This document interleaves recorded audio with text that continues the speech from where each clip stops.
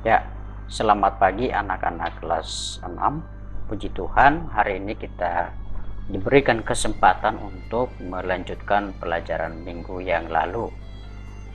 Minggu yang lalu kamu hanya mencatat materi yang sudah Bapak kirimkan melalui WA. Nah, dengan judul baru, yaitu di bagian bab 4 mengenal perangkat lunak program presentasi. Nah, hari ini Bapak akan menjelaskan materi yang sudah kamu catat supaya kamu mengerti materi yang sudah ada di buku catatan kamu ya. Nah, jadi Bapak hanya minta kamu hari ini mengikuti video ini sampai selesai. Dan nanti di akhir daripada video ini, kalau sudah selesai, jangan lupa ya, seperti minggu-minggu sebelumnya, ketika ada video, kamu tinggal ketik nama kamu di kolom komentar bawah ya, sebagai tanda absen hadir. Tapi Bapak minta anak-anak kami harus jujur ya. Jujur maksudnya benar-benar kamu tonton dari awal sampai terakhir supaya materi itu kamu kuasai ya. Baik, kita akan mulai. Jadi ini pelajaran minggu yang lalu. Ini kita lewatin aja, sudah selesai ini ya. Ini nggak usah ya. Langsung ke materi ya. Jadi yang pertama, presentasi adalah kegiatan menyampaikan informasi di depan orang banyak dengan menggunakan media. Jadi itu yang disebut dengan presentasi, kegiatan menyampaikan informasi di depan orang banyak. Di depan orang banyak ini berarti lebih dari satu orang ya, berarti 2 orang, 3 orang, 4 orang, bahkan sampai ribuan itu sudah tergolong orang banyak. Jadi ketika ada seseorang menyampaikan satu informasi ya kepada orang banyak, itu disebut dengan presentasi. Tapi ingat, di bagian ini menggunakan media ya.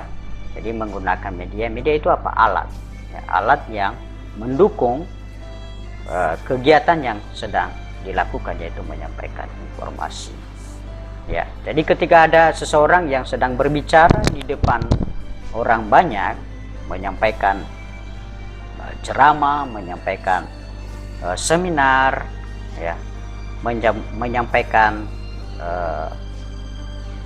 sesuatu ya, menyampaikan satu informasi dengan menggunakan media, maka dia disebut presentasi ya. Oke, jadi itu mengenai presentasi. Yang kedua, presentasi yang baik. Berarti ada presentasi yang enggak baik ya. Nah, presentasi yang baik itu adalah apa? Presentasi yang menarik pendengar serta informasinya disampaikan dengan jelas. Maksudnya anak-anakku sekalian, presentasi yang baik itu adalah presentasi di mana ya pendengar itu tertarik terhadap informasi yang disampaikan ya, tertarik terhadap informasi yang disampaikan ya. Kenapa? Karena informasinya juga disampaikan dengan media tadi yang cukup menarik ya, bisa dengan gambar-gambar, bisa dengan video ya, dan kemudian informasinya itu jelas. Apa maksudnya informasi yang jelas? Informasi yang jelas itu adalah informasi yang bisa dipahami, yang bisa dimengerti. Kalau kita berbicara di depan orang Indonesia, berarti kita harus menggunakan bahasa Indonesia ya. Bahan informasinya adalah bahasa Indonesia ya. Bolehlah kita campur-campur menggunakan bahasa Inggris, tapi ketika audiensnya, ketika pendengarnya itu adalah rata-rata orang yang sudah berpendidikan tinggi ya, yang sudah mengenal banyak istilah-istilah bahasa Inggris. Tapi kalau itu hanya pendengarnya hanya orang biasa ya, yang pendidikannya misalnya hanya sampai SD, ya maka lebih baiknya kita hanya menggunakan bahasa Indonesia yang gampang dimengerti. Atau juga presentasi ini kita lakukan di pedalaman, ya, di pedalaman. Tapi di pedalaman ini mereka nggak ngerti bahasa Indonesia. Maka tugas seorang presenter atau yang menyampaikan presentasi berarti dia harus menerjemahkan sehingga informasi itu bisa didengar dengan jelas. Ya, jadi itu maksudnya presentasi yang baik ya. Jadi menarik, ya, dan juga informasinya apa yang disampaikan itu bisa dimengerti. Bisa dimengerti dengan bahasa, dengan kata-kata yang dipahami pendengar. Terus sebuah presentasi bergantung pada, nah ini harus dipahami ya. Jadi sebuah presentasi itu bergantung pada apa? Yang pertama, isi penjelasan materi ya. Isi itu tujuan apa yang bahan ya, bahan materi. Jadi sebelum kita menyampaikan informasi ya anak-anakku sekalian, maka kita harus mencari dulu, mengumpulkan materi, membuat dulu materinya sebaik mungkin. Jadi tidak ada orang yang presentasi tanpa ada persiapan. Jadi mesti harus ada persiapan terlebih dahulu. Ya, persiapannya ya kita mungkin mengumpulkan bahan-bahan yang mendukung apa yang kita sampaikan. Ya, jadi itu materi berarti persiapan materi ya, kita harus siapkan.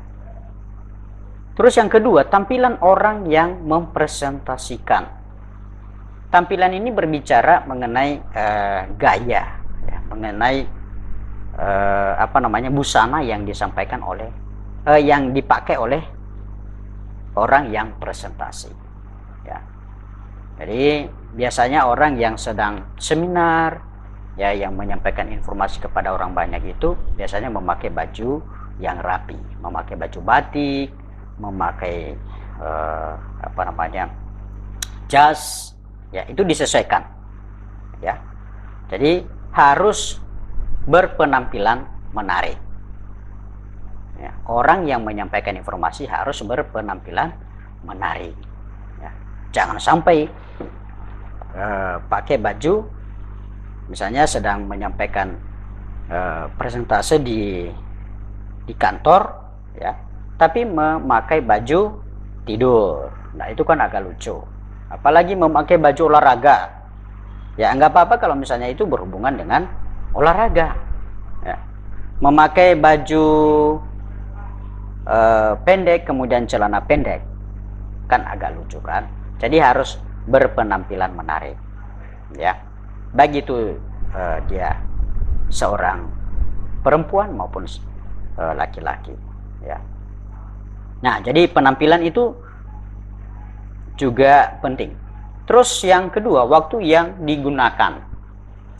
Berapa jam sih waktu yang diberikan untuk menyampaikan informasi? Jadi kita harus sesuaikan ya. Jangan terlalu lama. Kenapa? Karena orang bisa ngantuk, bisa tidur ya, bisa tidur di kursi saat mendengarnya ya.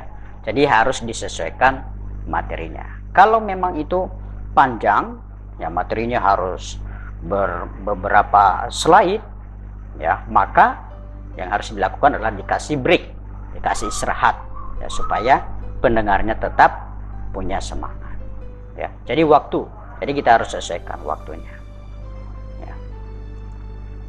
Terus media presentasi yang digunakan, media apa? Alat yang kita gunakan untuk presentasi ya. Ada alat-alat yang digunakan pada saat presentasi ya, seperti laptop ya, kita harus gunakan. Apalagi proyektor ya, LCD ya, yang biasanya ditancapkan supaya bisa dilihat seperti orang ini ya. Jadi ini kan dari LCD ya, ini jadi bisa, ini sangat membantu orang ya. Ketika ada gambar, ketika ada video, itu akan membantu orang untuk mengerti apa yang sedang disampaikan. Makanya tadi penting media ya. Nah apa hubungannya dengan pelajaran komputer?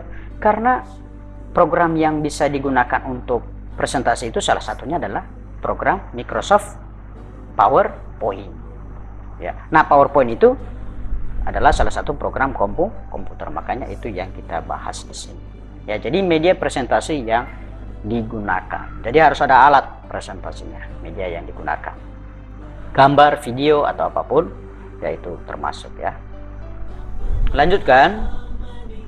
Perangkat lunak pengolah media presentasi yang paling populer saat ini adalah Microsoft PowerPoint. Jadi ini program Microsoft PowerPoint ini sudah banyak digunakan orang ya.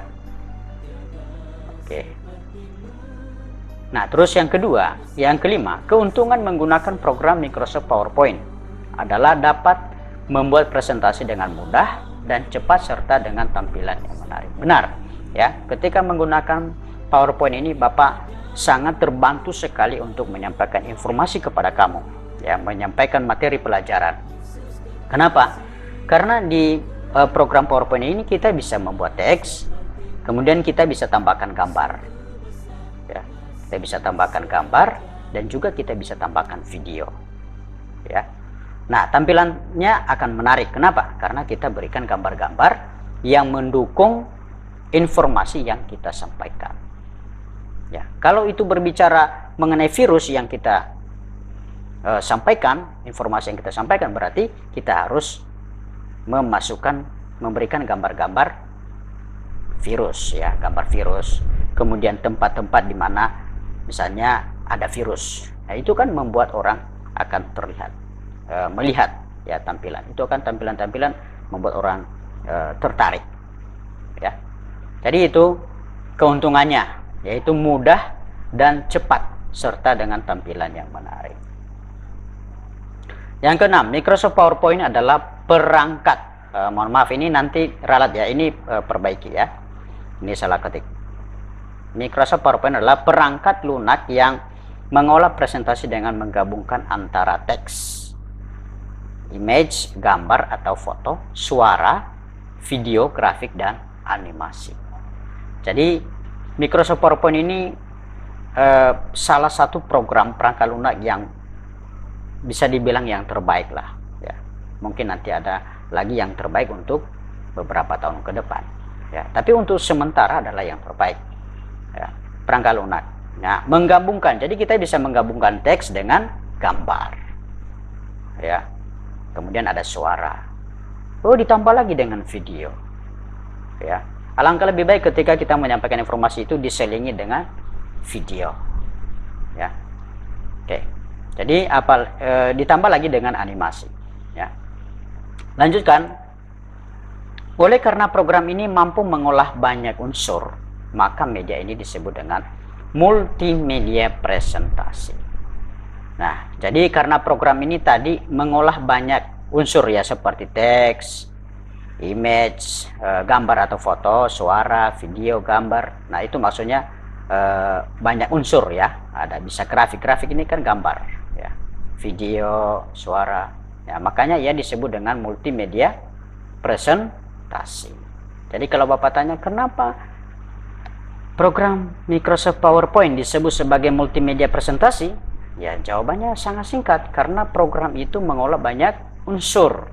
Unsurnya apa? Nah, itu kan bisa dijelaskan kalau misalnya Bapak minta penjelasan. Unsurnya apa? Yaitu teks, apalagi gambar atau foto, suara, video, grafik, dan animasi. Oke. Next. 8. Cara membuka atau mengaktifkan PowerPoint. Nah, nanti di akhir ini Bapak akan coba berikan caranya. Ya, itu gampang. Caranya apa? Yang pertama, klik Start. Kalau ada tanda begini berarti setelah Start All Program. Ingat ya, ketika ada tanda lebih besar di sini, yaitu artinya setelah klik Start baru masuk ke All Program. Kemudian yang kedua, cari Microsoft Office.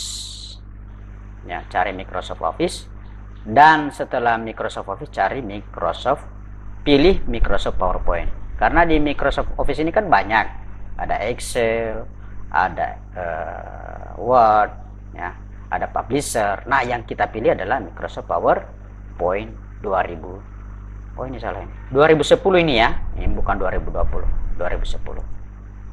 Atau ya ini lebih cepat. Klik shortcut yang ada di desktop komputer. Jadi kalau di desktop komputer itu ada shortcutnya, ada gambar, ada logo Microsoft PowerPoint. Ya udah tinggal klik aja. Klik kiri mouse 2 kali secara serentak.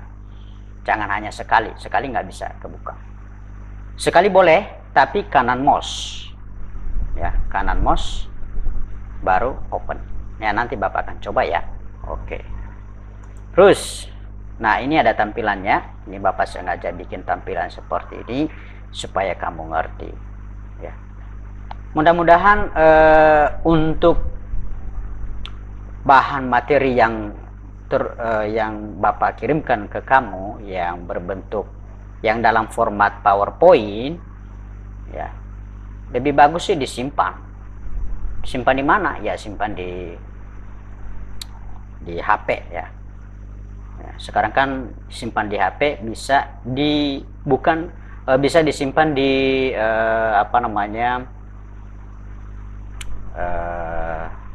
di penyimpanan awan ya, nggak harus di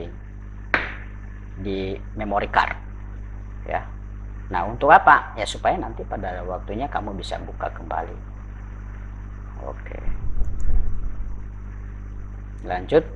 Nah ini sengaja Bapak kasih lingkaran begini, logo begini. Maksud Bapak itu jangan disalin ya, kebanyakan masih ada yang rajin menyalin ya, ini terutama di kelas bawah ya. Sudah Bapak tempelkan ini masih disalin juga.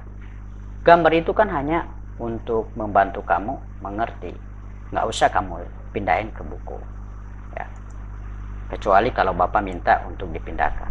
Oke, terima kasih. Nah kita langsung masuk ke cara membukanya. Membuka program Microsoft PowerPoint. Ini Bapak close dulu ya, Bapak tutup.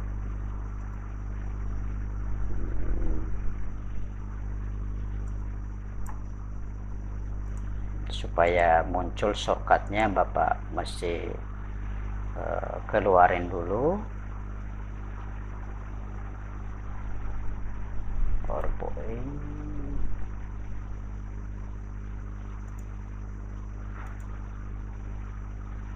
Nah ini yang disebut dengan shortcut ya, ini disebut dengan shortcut. Ini di laptop Bapak sengaja Bapak bersihkan supaya tidak ada yang mengganggu ya. Tapi di laptop-laptop lain kan kalau tidak diatur seperti ini ya pasti ada shortcut beberapa shortcut program. Nah cara membuka Microsoft PowerPoint yaitu klik Start, kemudian All Program. Ini cara yang pertama ya. Kemudian cari Microsoft PowerPoint. Ya ini ada Microsoft PowerPoint. Klik, tunggu beberapa saat. Tunggu beberapa saat ya, baru klik blank presentasi, berarti presentasi kosong. Klik, maka akan terbuka tampilan Microsoft PowerPoint ya, beda dengan Microsoft Word. Nah, tampilannya seperti ini. Kita close, kita coba cara yang kedua. Cara yang kedua adalah mengklik shortcut. Ini yang disebut dengan shortcut. Ada tanda panah seperti ini disebut shortcut itu. Tanda panah ya. Kita klik tadi Bapak kasih caranya dua ya. Yang pertama adalah kita klik kiri mouse 2 kali serentak. Ya, klik mouse 2 kali sebentar.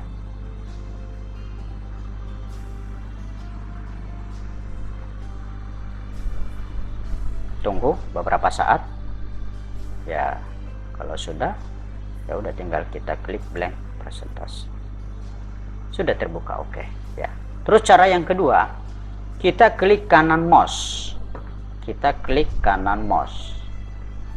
Klik kanan mouse, yang keluar adalah ada tampilan seperti ini, ada open ya, ada open. klik open. Udah, tunggu beberapa saat, maka akan muncul seperti ini. Ya, kita teruskan seperti yang tadi, blank presentasi. Ya, maka akan muncul seperti. Nah, di sini ada beberapa bagian. Di sini ada slide. Ini slide, baru satu slide-nya. Kalau kita mau tambah, kita tinggal enter saja. Ada 2 slide. Ini slide pertama, ini slide kedua. Nah, ini disebut dengan placeholder. Minggu depan Bapak akan kasih materinya. Ini disebut dengan placeholder. Ya, tempat kita mengetik. Ya, ini masih ada bagian-bagiannya, nah. Ya, placeholder ini masih ada bagian-bagiannya. Di sini di layout. Ya, kalau dia judul ya kita pakai title slide. Judul. Kalau dia bagian kecil-kecil, kita pakai title and content. Ya, seperti ini. Ya, maka ini ada judul kecil baru urutan isinya. Ya, kalau dia terakhir biasanya kita pakai title only. Ya, yang berisikan apa itu? Terima kasih. Ya, kalau itu title hanya terakhir ya, untuk slide terakhir. Kalau kita pakai misalnya 2 kolom, ya bisa kita to content. Ya, ada 2 kolom. Ya, begitu ya. Jadi ada layout, masih ada cara-caranya. Nah, ini dulu Bapak yang Bapak jelaskan, ya cukuplah, jangan terlalu lama. Durasinya nanti makan kuota banyak. Ya. Sampai di situ dulu. Selesai tonton video ini, sekali lagi Bapak ingatkan, kamu tidak perlu catat yang tadi karena sudah kamu catat minggu yang lalu. Yang kamu lakukan setelah selesai kamu tonton, kamu pahami. Kalau kamu masih nggak paham, ya putar lagi. Ya, putar-putar sampai kamu ngerti. Ya. Terus setelah selesai, baru kamu ketik nama di kolom komentar sebagai tanda hadir. Ketik nama panggilan. Nama panggilan di sekolah ya. Nama panggilan di sekolah maksud Bapak itu berarti ada nama lengkapmu di dalam. Jangan nama panggilan yang memang nggak ada sama sekali di nama lengkap. Nanti Bapak bingung siapa ini. Ya, begitu ya. Kalau sudah selesai, ya sudah. Tinggal nanti Bapak akan cek siapa saja yang sudah menonton. Bapak minta kejujuran anak-anakku sekalian, menonton dari awal sampai terakhir. Jangan hanya tonton pas pertama, tinggal langsung ketik nama. Enggak, ya. Tonton dulu sampai terakhir, kemudian baru ketik nama. Jujur ya. Kalau jujur berarti Tuhan akan memberkati kamu. Ya. Oke. Itu saja anak-anakku sekalian. Terima kasih. Tuhan Yesus memberkati. Semangat belajar.